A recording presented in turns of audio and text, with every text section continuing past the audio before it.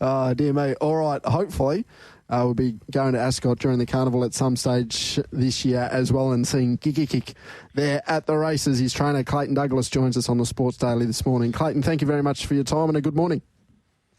Good morning. Thanks for having me on. Clayton, good morning. Great to have a chat to you. How is Giga Kick after what we saw him do fresh? Yeah, look, he's trained on really well. Really happy with him. He comes through his first up run at Caulfield in really good order. He went back to the trials last week and just had a cruise around, and he had a nice gallop this week. And look, he's ticked all the boxes, so I feel like he's ready to go. All right, that gap between runs since we've seen him in the Scalacci, was this always the plan, or has it just worked out perfectly? Yeah, it's just worked out perfect. This was always the plan, to sort of run him in the champion sprint second up. He's got a pretty good second up record, and obviously he performed so well first up, and he looks like he's taken the necessary steps for his improvement. And yeah, like I say, I'm looking forward to Saturday. I think he's in really good order, and he's going great, so it should be a good race. Clayton, can we say he is back, or is it too early to say that?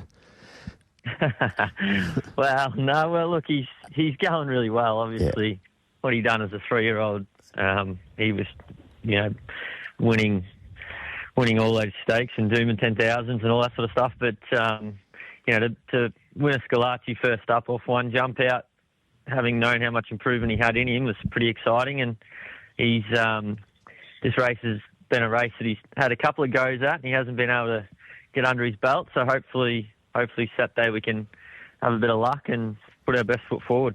Absolutely. Fingers crossed. He obviously hasn't shown his best in some previous preparations. What's been the difference this time in work? Well, last preparation he was coming off such a long layoff, and he took a couple of runs sort of to get him where I want him to be, and he obviously was narrowly defeated in Everest, and sort of his last run up the straight last year in this race, he probably didn't have the best of luck. It was sort of steady run race, and they quickened and just took him a little bit to get going. But, we sort of gave him a nice enough break, and he's had a late winter campaign in Queensland, and we've been able to keep that residual up to him. And this time round, he's not carrying as much condition. He looks to be moving really well, and I've been really happy with how the horse is. So, he's had sort of 12 months of consistent training now, and off a long layoff, that's probably been the best thing. And he's sort of ready to go come Saturday. Clayton, he's adept on all surfaces, but there is the forecast, looking at it from this side of the country, of a bit of rain around on Saturday. That wouldn't be any issue to you, would it? No, I wouldn't think it would be. No, it's amazing how that Flemington track has sort of held up, especially with all the rain we had earlier in the week. But it shouldn't be an issue. He ran second in a TJ Smith behind I Wish I Win on a heavy 10. So I don't think that's going to be a real issue. If there's a bit of cut in the track, he has performed. I think he won an all-8 stakes on a soft 7. So it's probably a touch of an advantage for us, to be honest. So we'll sort of see how we go. No pressure, Clayton. You are on Perth Radio. But what happens after Saturday? We'll obviously keep the door open to back him up in the CF4 next week over the 1400 at Caulfield. We're just going to see how he performs Saturday, how he comes through it. Keep that option open throughout next week. There's a fair chance you will see us over in Perth.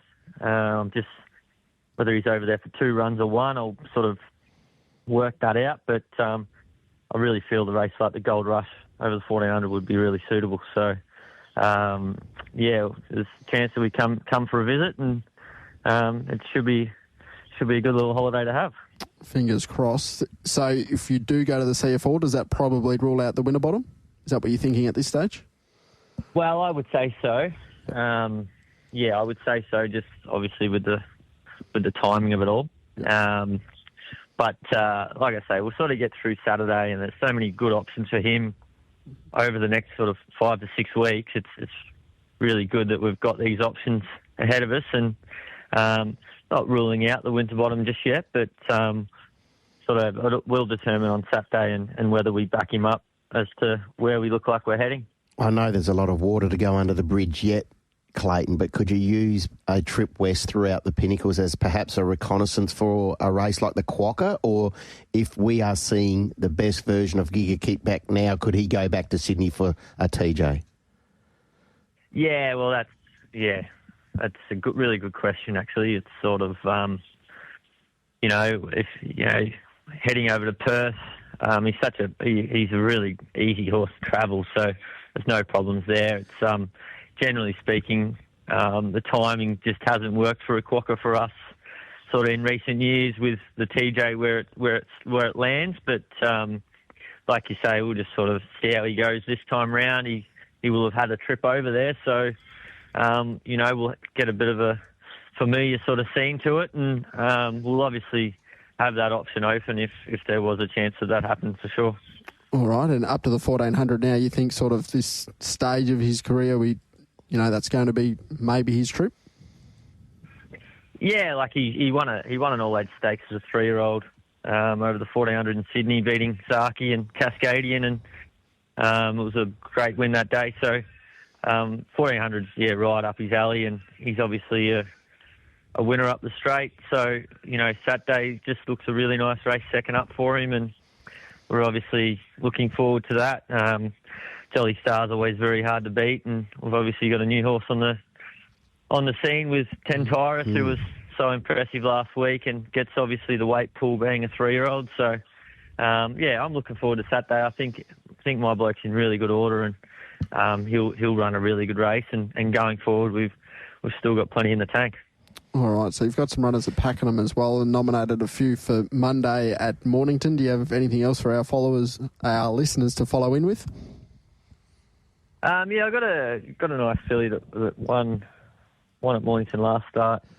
She's in tomorrow night at Pakenham. I may take her out of there and run her at Mornington Monday. Her name's Final Moment. She just got beat first up at Sandown and won impressively at Mornington. So she's a filly that I've got a bit of time for, and she's really progressive. And I think a horse that's in the last tomorrow night at Pakenham, he's double figure odds.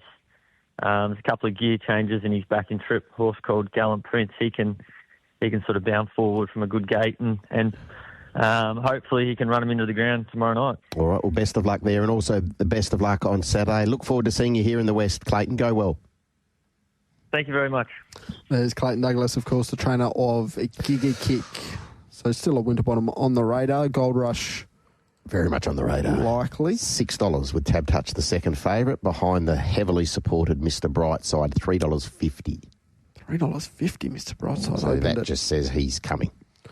Yeah, open at 11. We'll see him. Yep. Gee whiz, what a cracking race that is Saturday, actually. The mile. It's a burster. Wow. It's a burster, isn't it? Some of the others. Now, hopefully, Tentaris gets to the race. The sprint's a good one. Yep. The stakes has sort of been whittled away a little bit. Yes. Fair to say, but the Champions Mile, my goodness. Mr. Brightside, Chow Wolf, Pericles, Lake Forest. Good morning, Mrs. Haggis. Step Artie, Von Hawk, Pride of Jenny, Steffi, Magnetica, very much in form. Treasure the Moment, Like a Lucy. Great race. Yeah, cracking. Great race. Lake Forest, Tom Marquand. Yeah. No, Zach Purton. Surprised by that? Bit stiff. Imagine if they rang up and said, Zach, would you like to make amends? I don't even think Zach would dignify it with a response, would it? He actually wouldn't even pick up the phone, would he, Zach? He'd see the UK number. He'd probably say, do not answer. Yeah, just, the devil emoji maybe or something pops up.